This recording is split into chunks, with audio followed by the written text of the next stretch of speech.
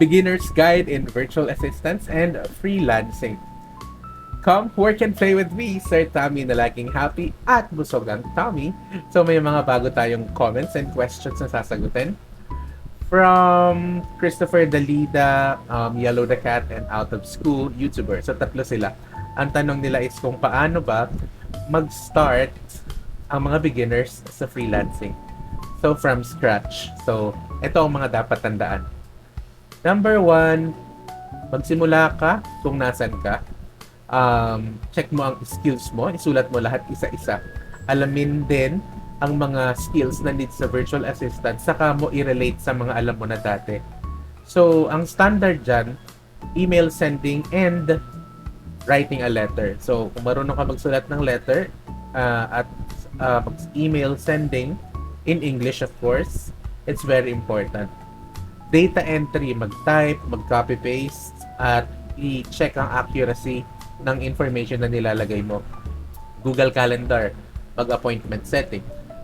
Customer service, intindihin ang pangangailangan ng customer mo at kung paano ito masusolusyonan and masasatisfy.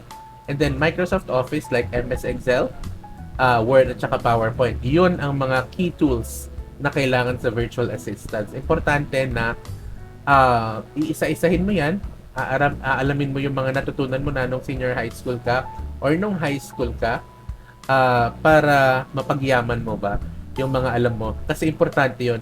Sa freelancing, hindi ka tatagal kung hindi mo pinagyayabong yung mga alam mo na. Ibig sabihin, lagi dapat nagle-level up. Number 2, aasikasuhin mo ang tools mo. Gagaya ng computer or laptop. Gamitin ang computer benchmark na website para ma-check ang laptop mo if okay na siya. Then, maayos na office setup. Ibig sabihin, tahimik ba? May sarili ka bang kwarto para sa work mo? And then, may headset na maganda na maayos ang audio. Okay? Hindi naman kailangan pinakamahal. May mga mura, less than 500. Meron din. And camera na malinaw. Mga less than 1,000. Okay? And then, mag-i-invest ka talaga eh. Importante yon kasi makikita ng client kung paano ka mag-work. So, malaking bagay sa freelancing and virtual assistants ang professionalism. Lalo na sa work setup kasi di na tayo pupunta sa office. So, at least we are presentable. At makikita yon sa simpleng setup natin.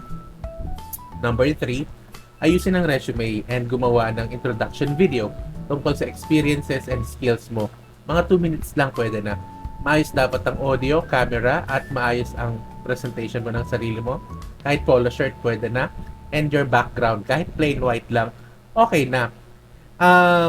Ayusin din ang pag mag-a-apply ka na, number 4, ayusin maigi ang cover letter. Meron mang ChatGPT at mga Grammarly tools.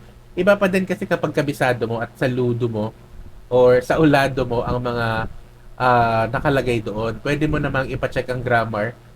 Pero dapat ma-memorize at may isa puso mo yung mga sinasabi mo doon. Kasi halata naman pag binabasa mo, right? And then, kung mag-reply sa'yo, number 5, mag-reply ka din professionally. May heading dapat yung letter mo. Let's say, pwedeng in response to your email, ganyan, Hi John, talagay may address mo yung pangalan nila. May greetings dapat, ganyan. So, kunwari, Hi John, then search mo yung formal letter writing template para mas may dating ka. Okay?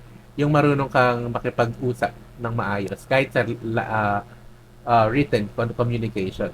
Tapos number 6, pag in-invite ka sa interview, i-double check mo ang job description. Aralin at i-relate ang mga alam mo at experience mo. So, importante talaga na alam mo yung job description para kayang-kaya mong sunggaban pagdating ng interview. Yung ikaw mismo, maire-relate mo. Kunwari, magaling ka sa PowerPoint. Tapos yun ang hinahanap sa job description. You can highlight that. And finally, huwag overconfident. Huwag ding mahina ang loob. Mag-practice, magsalita at i-connect or i-record ang sarili para lagi mo ini-improve ang pagsagot sa mga tanong, syempre. Alright? So, thank you for listening. Bye.